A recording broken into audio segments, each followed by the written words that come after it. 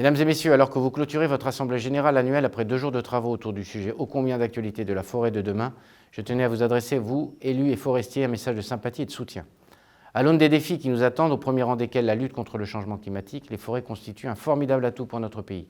Les communes forestières que vous représentez toutes et tous sont un formidable atout pour la France. Et si les forêts sont un levier puissant pour l'atténuation du changement climatique, notamment par le stockage du carbone, elles sont aussi victimes de ce bouleversement climatique. Les dépérissements qu'elles subissent du fait des fortes sécheresses ou des crises sanitaires au sein d'écosystèmes souvent fragilisés par les incendies font que 15% d'entre elles seront fortement impactées dans les 10 prochaines années et entre 30 et 40% d'ici 2050.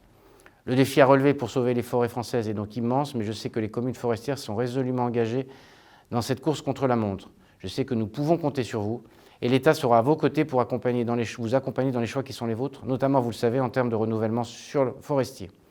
Sur le front de la lutte contre les incendies, je tiens à saluer plus particulièrement votre engagement dans le domaine de la formation et de la sensibilisation des élus.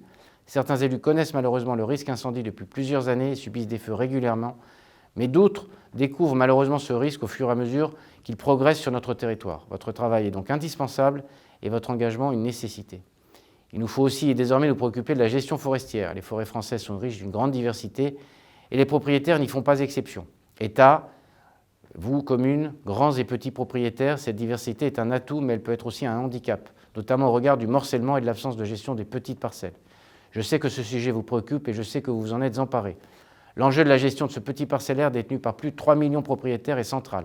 Et notre ambition est bien de lutter contre le morcellement forestier pour atteindre l'objectif ambitieux d'une forêt française entièrement placée sous document de gestion. Face au défi climatique et donc celui du renouvellement, nous devons construire une forêt choisie et adaptée plutôt qu'une forêt subie et condamnée à disparaître. Conformément au souhait du président de la République de massifier la gestion durable des forêts, nous avons mis en place un groupe de travail dédié à ce sujet. Je remercie vivement l'implication de la FN Cofort, son président. Elle est une véritable force de proposition. Et ce n'est pas une surprise. Vous, élus locaux, vous êtes au contact quotidien de ces espaces forestiers non gérés, porteurs de risques et n'exprimant pas leur potentiel. Ils sont au cœur de vos territoires. Vous êtes sans doute ceux qui ont la plus forte connaissance de la gestion ou non de ces espaces et des risques qui y sont associés. Enfin, je ne peux pas intervenir devant vous sans évoquer brièvement l'ONF, qui est votre partenaire pour la gestion au quotidien de vos forêts. Je conclus donc mon propos en me félicitant de la tenue régulière de la Commission nationale de la forêt communale. C'est un lieu d'échange et de débat indispensable sur la forêt. Nous ne répondrons efficacement aux défis qui se présentent devant nous pour la forêt et la filière bois que si nous y travaillons ensemble.